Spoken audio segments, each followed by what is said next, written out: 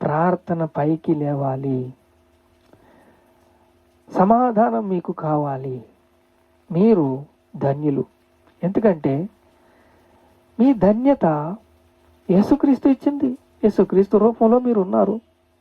యేసుక్రీస్తు రూపంలో మీరున్నారు. రబ్బా అనే పట్టణము కట్టించబడింది. రబ్బా అనే పట్టణం చూడండి, 2 సమూయేలు గ్రంథం 11వ అధ్యాయంలో రాజులు యుద్ధమునకు బయలుదేరు సమయంలో దావీదు యుద్ధం మానేసి ఏం చేస్తున్నాడు? పాపం చేయడానికి పాతకం కట్టుకున్నాడు. యావోబును పంపించేశాడు. యుద్ధం ఘోరంగా జరుగుతుంది.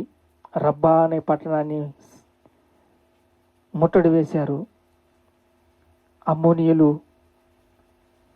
సంహరించేశారు. ఒక దరి నుంచి వార్ జరుగుతుంది, యుద్ధం జరుగుతుంది. దావీదు అన్ని విషయంలో విజయం సాధిస్తున్నాడు.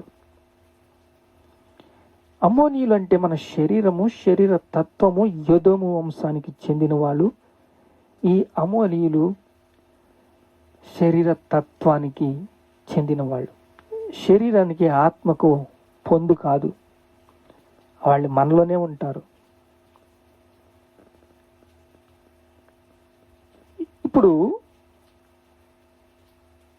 దావీదు యుద్ధముకు బయలుదేరే సమయంలో రబ్బా అనే పట్టణం ముట్టడి వేశారు. అక్కడ యుద్ధం చేస్తున్నారు. గొర్రెపిల్ల స్వభావం కలిగి ఉన్న దావీదు, ఎన్నో యుద్ధాలు చేసిన దావీదు, ఎన్నో కష్టాల్ని అనుభవించిన దావీదు, సౌలుకు ఒక అడుగు దూరంలో ఉన్న దావీదు